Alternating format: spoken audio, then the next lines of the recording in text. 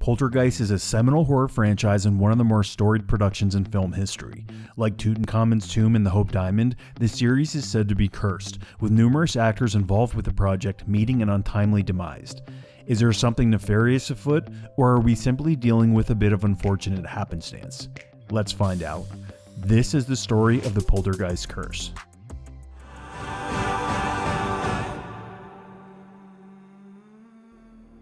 Spooky legends have long haunted the 1982 horror classic, including a creepy backstory that's been long bandied about. Specifically, it's said that human skeletons were used as props in the original film, unbeknownst to the leading actress.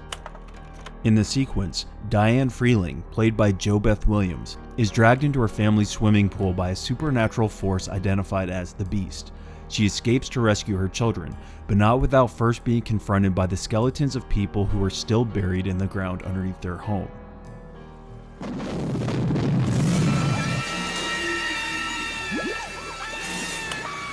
Regarding the claim that production used actual human skeletons for the scene, a spokesperson for MGM, the film's original production company, couldn't confirm or deny the accusation.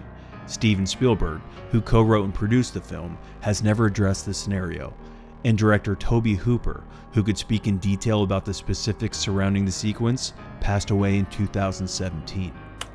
However, it's since been uncovered that special effects makeup artist Craig Reardon was deposed as part of a lawsuit filed against Spielberg over the originality of the script.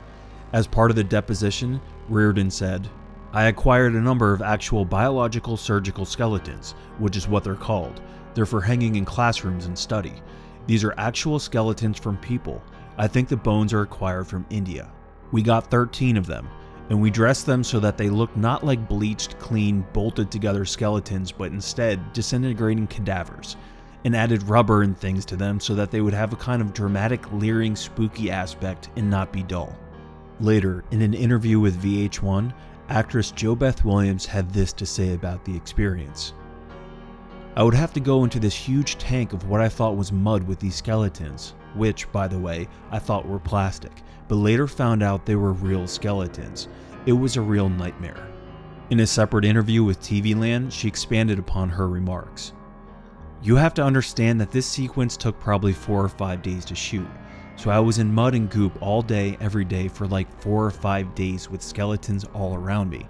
In my innocence and naivete, I assumed that these were not real skeletons. I assumed that they were prop skeletons made out of plastic or rubber. I found out, as did the whole crew, that they were using real skeletons because it was too expensive to make fake skeletons out of rubber, and I think everybody got real creeped out about the idea of that." The so-called Poltergeist curse is what came next. Dominique Dunne, the 22-year-old actress who played Big Sister Dana Freeling in the first Poltergeist, died on November 4th, 1982, 4 days after her abusive ex-boyfriend choked her into a coma from which she never awoke. He was convicted of voluntary manslaughter, was sentenced to just 6.5 years, and served less than 4. Heather O'Rourke, the child actress who played Carol Ann Freeling starting at the age of just 6, unexpectedly passed away at the age of 12 on February 1st, 1988, as a result of septic shock. She'd been diagnosed with Crohn's disease, and after what had thought to have been a bout of the flu, bacterial toxins set loose by a bowel obstruction made their way into her bloodstream, proving fatal. Furthermore, Julian Beck, the 60-year-old actor who played the evil spirit Kane in 1986's Poltergeist 2, died of stomach cancer on September of 1985, 7 months before the film's release. And Will Sampson, the 53-year-old Native American actor who portrayed the good spirit Taylor in the same film, died in a Houston hospital in June of 1987. Sampson, best known for playing Chief in One Flew Over the Cuckoo's Nest, had received a heart-lung transplant 6 weeks earlier, and the procedure was eventually deemed unsuccessful.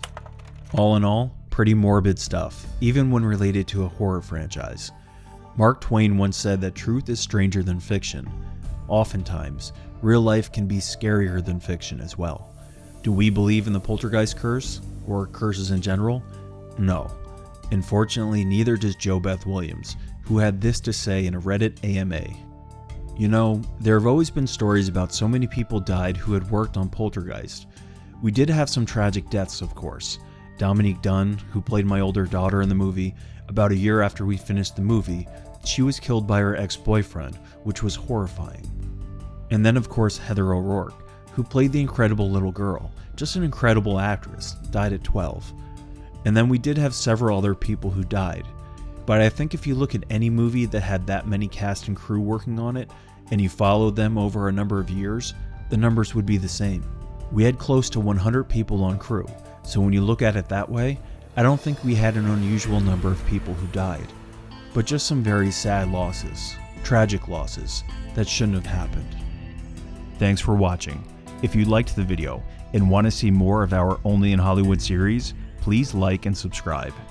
Until next time, we'll see you at the movies.